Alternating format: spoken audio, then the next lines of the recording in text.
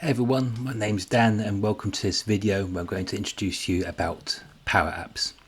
Now in this series of videos we're going to be talking about why use Power Apps and why use databases at all.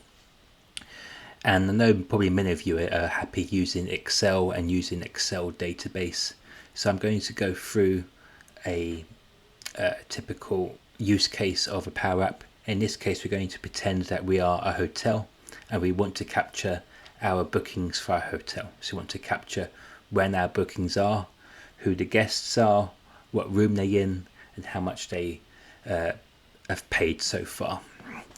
So at the moment here we have an Excel which may be a family-run hotel is keeping, and they've got various guests here. They have to check in and check out to guess whether they're requesting a sea view or not, how much they're going to be charged and how much they've paid. And you can see here Excel it's very easy to set up, but there's a lot of mistakes that could come through. For example, we have a check-in date wrong here. We've got some typos in the name here. So for example, we've got Elm rather than Elmo. If you zoom in a bit here, we have it's not very well defined. So if we want to see who's in what room, we're going to have to filter. Like some rooms have the number in, some have room and then the number in, and one Mr. Bean doesn't even have a room at all. And it's just sort of kind of hard and it doesn't really scale properly. So we're going to move to a database, and one database we can use is Dataverse, which is part of a Microsoft Power App. So first of all, it stops errors. So the way you can do this is by defining the data types. So in Excel, you can type anything. You can type, let's say, 10/12, and that could mean December 10th. It could mean October 12th. It could be just a score of 10/12, or it could be 10 divided by 12. And sometimes it's obvious what you're intending to do, but it's not obvious to Excel what it is you're trying to do there. So when you have a database, you can define the data types, and this helps stop errors. It can also scale up quite well. So for example, if you have 100 records and want to go to 10,000 records, what I showed there in the Excel probably wouldn't scale so easily. Whereas if you have an actual database, it can scale up and you can filter and do your searches much higher scale, and then you can always go back to any old records if you want, and it's just a lot easier to handle. And there are no redundancies. So when you have a normalized database, you have a table structure, which I'll go through in a minute for this example, and you try to make everything as compact as possible so that you're not creating any duplicate records. So for example, in our booking app, we don't want room 1 to be, for one record, have a sea view, and then another record not have a sea view. And then also we don't waste any sort of hard drive data as well, which means we've reduced cost and it's faster to query as well. So we go to Power Apps introduction. So what we're going to do today is we're going to set up our tables. We're going to set up our forms so we can input the data, and we can set up our views so we can see how the data looks like. So if I go to the Power App itself, this is what we have here. So we have here our application, we have here our bookings, our rooms. Wait for it to load. You see, have our rooms here with our nightly rate, what floor they're on, how many beds they have, what the bed size is, sea view, disabled access. We have a list of our guests as well. So for example, if we have a lot of guests that come quite often, instead of saving a new record each time, we can just refer back to the old record. And you can see here we have our bookings, so you can see all the active bookings, and we can also filter by those that are checking out today. so one's checking out today, and also somewhere that current stays as well, so who's there at the time. Great. If I go back to this view, so let's just quickly show you what our tables are going to look like. Yep, so let's now go to our data structure. So we have here a bookings table, and that's going to look up to our guests table and to our rooms table. And this is a very small, let's say, normalized data structure. So you don't have a room with what the sea view is and what the price is and what floor it's on for each individual booking. We just create that once, and then the bookings table does what we call a lookup, but it's like a VLOOKUP or XLOOKUP in Excel. Again, helping with that, reducing redundancies, reducing the data size, and making everything a bit better structured and scalable. So let's now go back to our Power App.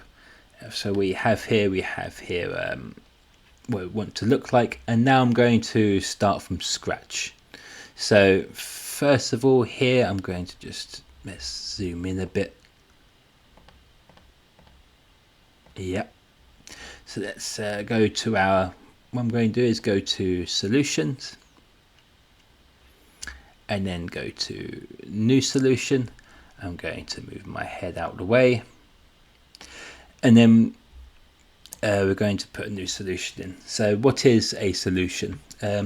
At the moment I won't go into too many details, but it's just think of it as a folder where we keep all our tables, our front-end apps, and as we go forward, our logic with our flows, all in one sort of contained folder. So then we can share that folder between different environments. So I can give it any name I want. Let's call it the Hotel California.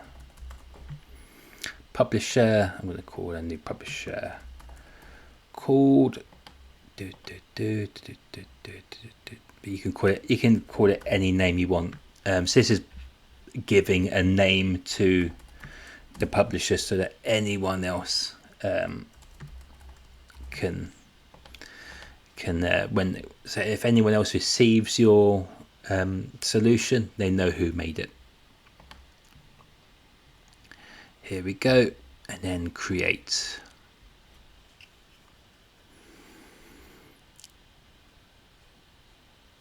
And that's going to create everything. Let me just move my head out of the way again. Let's move myself in the top corner there. So first of all, we want to make the tables. Now if we go to the one we made already, I'm going to go to the actual, let's go to application, of actual bookings table. And if I make a new form,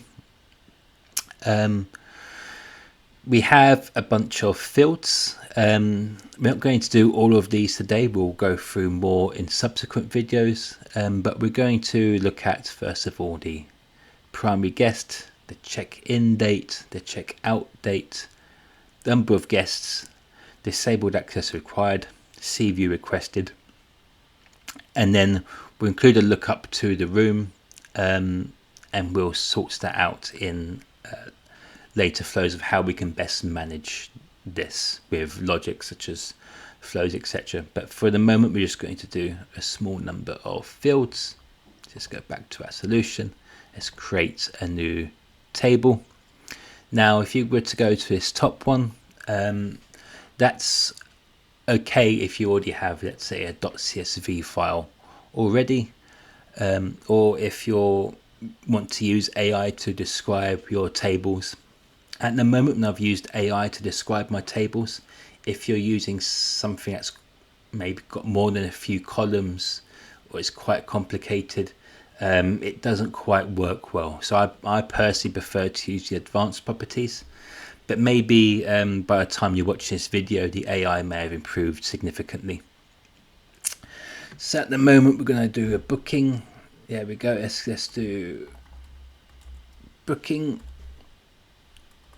There we go. And plural name is bookings. So for Dataverse, it is common to use the singular name for the name of the tables. So that's okay. So booking, everything else here. At the moment, I think just leave everything, all these options as is. We don't need to worry about them yet. And just click save.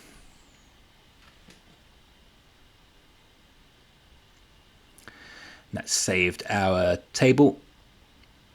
And now we want to add some columns. So if we go to new column, say our first column, let's do the check in and check out date. So if we do the check in date,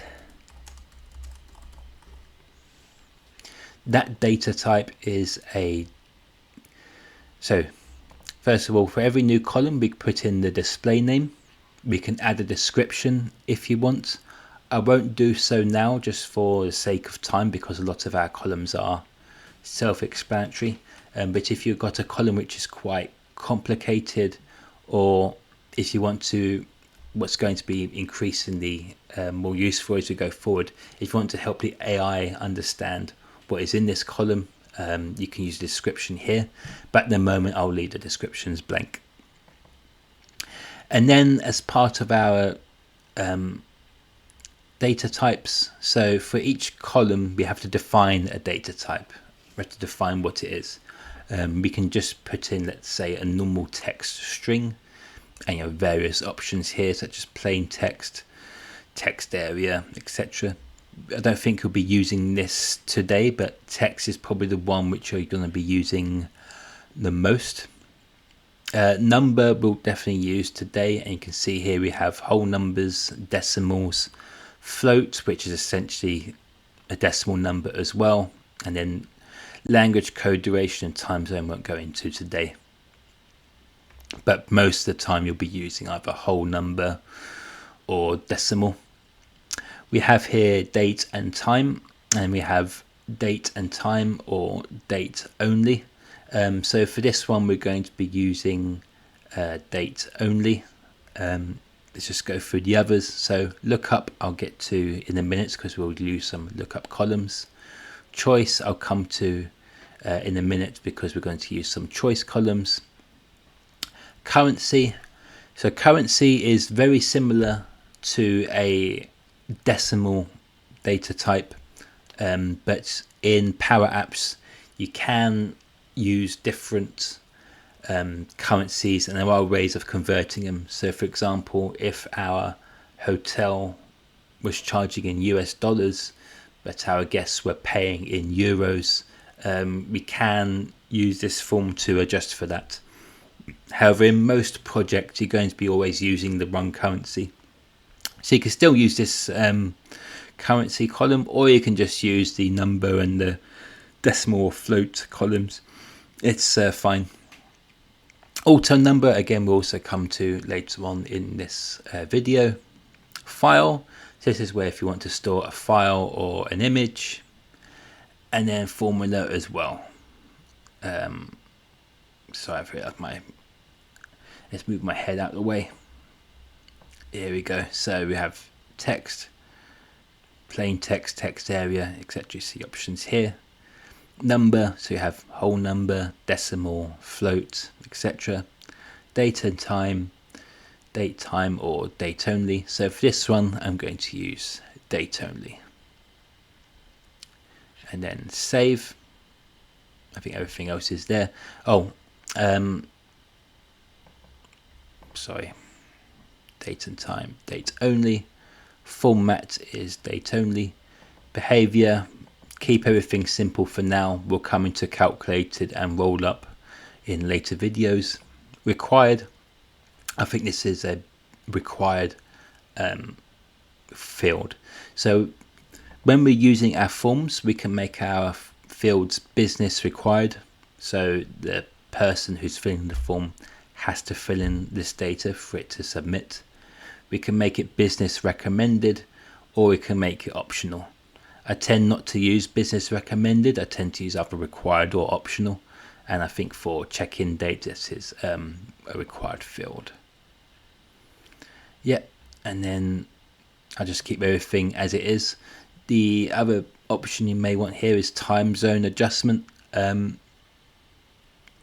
So we could make this date only, but I'm just going to leave it time zone independent for now. I say we could make it date only because what we're showing here is the date as well. But for user local and time zone independent, so user local is if someone types in 11 a.m. in Japan, it's going to show up as 11 a.m. in the USA. Whereas if someone types in 11 a.m. in Japan, it will show whatever the time is in the USA, probably 2 a.m. or something like that. So time zone independent is if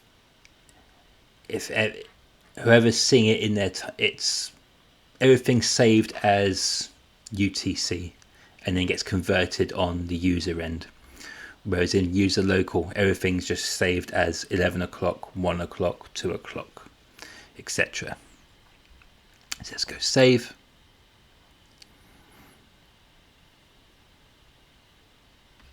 Let's add a new column here. Check out date.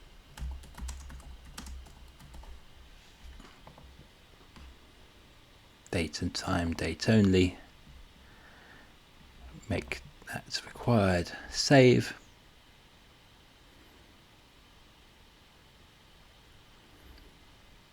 Let's have a column. You have it number of guests, so that can be. Oh.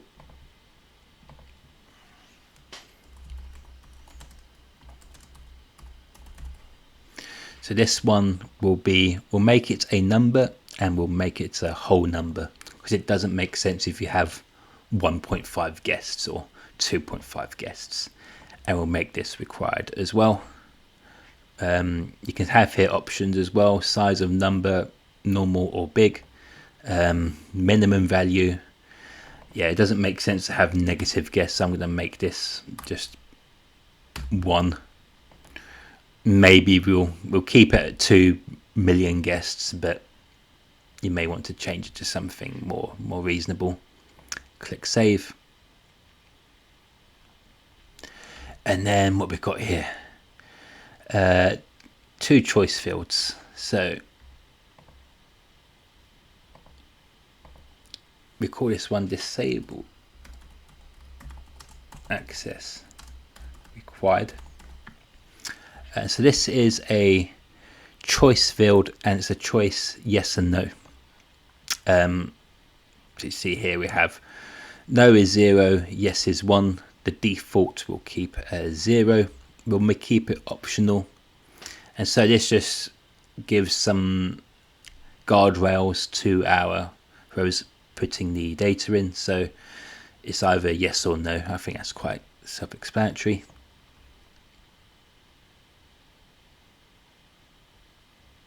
And then column C view requested. Again, we'll make that a choice column, yes or no. And then,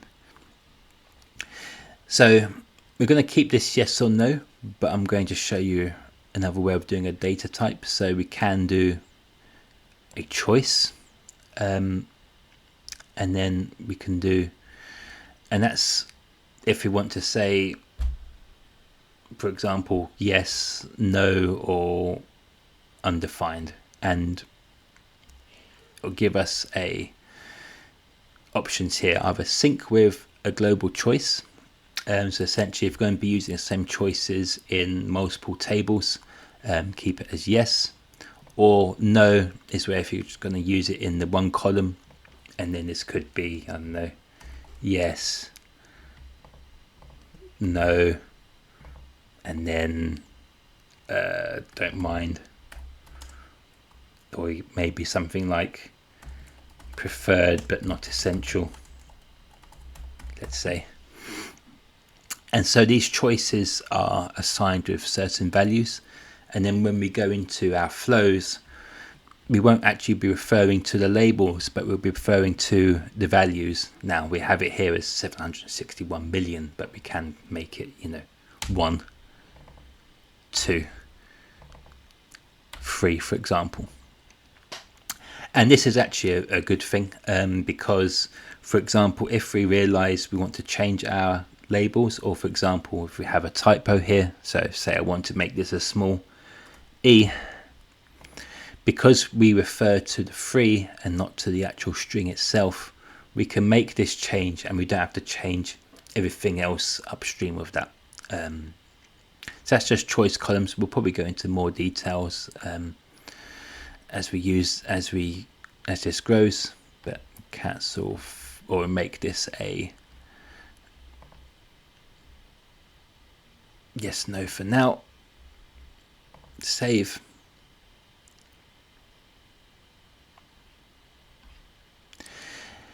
And then if we go to another booking here, I don't know if you'll be able to see, but you see, if I move you see like here, there's we've kept a booking reference number called HC001005, and here we have a booking reference number here as well. So those are what we call auto numbers. So I'm just going to call this booking reference.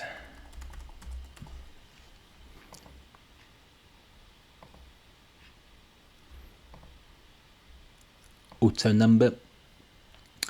And this is where you can have a string prefix number. Let's say, because it's a Hotel California, I put a prefix of HC.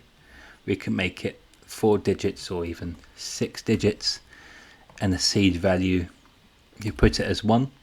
So that means the first booking we do will be HC/000001, HC/000002, etc., etc.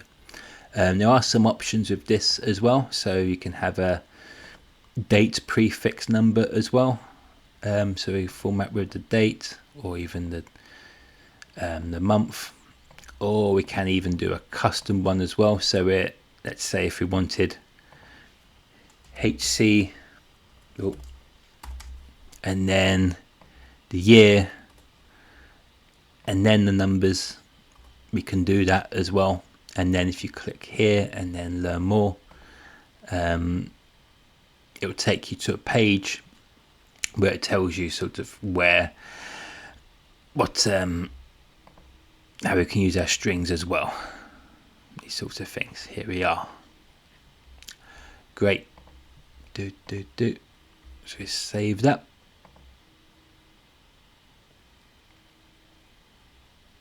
Now let's go. I think there was one more column I wanted to look at as well. So if you want to look at the columns we have, if you go to schema and then columns, these are the columns that you've included so far. Now some of these columns you'd have seen me create just now, but there are others which are automatically created by Dataverse, which is just created with the creation of the table. So for example, here we have a unique identifying number called booking. Now each table in Dataverse will automatically create a unique identifier column, and this is the primary key of the table. It's never seen in the front end, but if I go to another one, let's go to one I made earlier.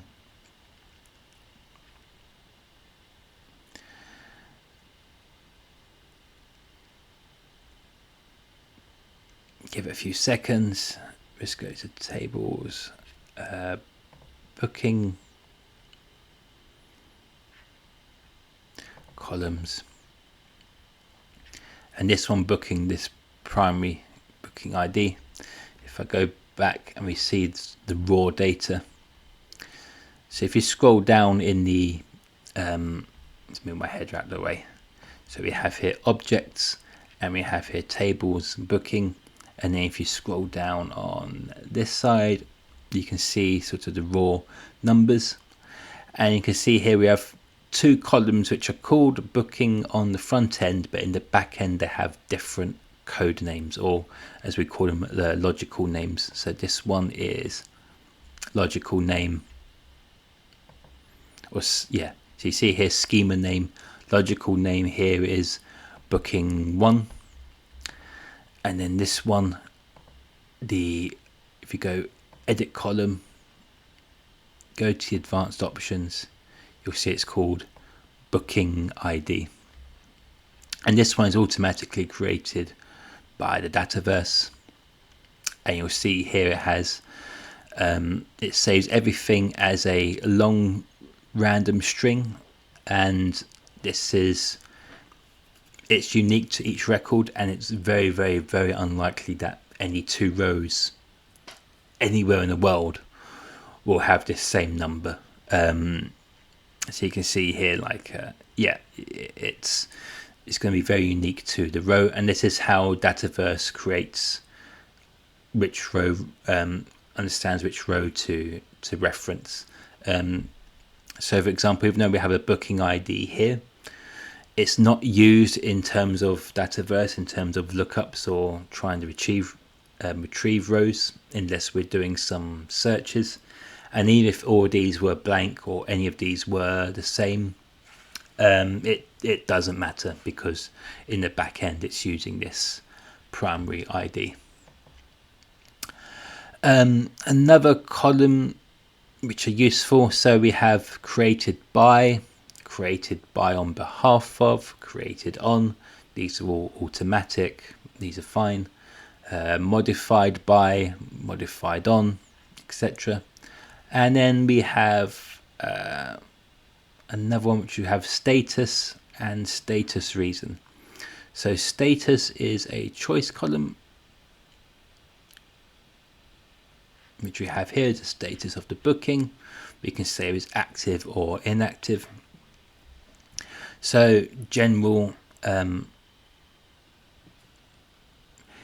you may not want to delete records, you may just want to make them inactive. So an example of our hotel app, maybe when the customer is checked out, we don't want the record to be deleted, but we don't want to use it in terms of the other record as well for certain views or certain analyses. So you can make those records inactive, so no one can modify them. This is how you can do that here. And in terms of active and inactive, maybe we want to sort of, these terms maybe are not useful, but maybe we can use more useful terms. So this is where we can go to status reason. Let's edit this column. I think we'll edit this. So the reason for the status of the booking. So for example, if a booking is active, maybe it's just, it could be in certain states, it could be, pre-check-in. We give that value 1. Or it could be, checked in. And then it's already given us a value here. Or if a record is inactive, it could be because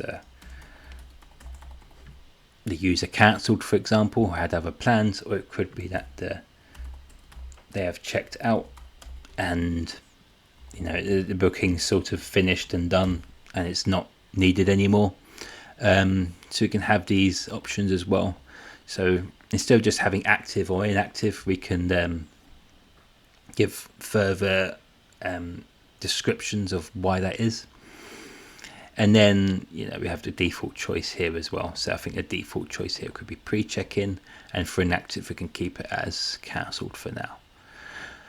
Great, so I think that's all for this video. In the next video we're going to be making a form, making the view, looking at lookup tables, and then trying to make it look if I go back, somewhat like the finished product. So we're going to be working together.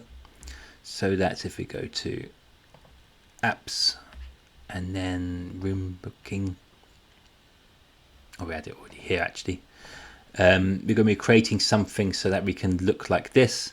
So you can see our rooms, And then so now we can get something that is scalable and we don't have to use Excel anymore. So thanks for watching. See you in the next video.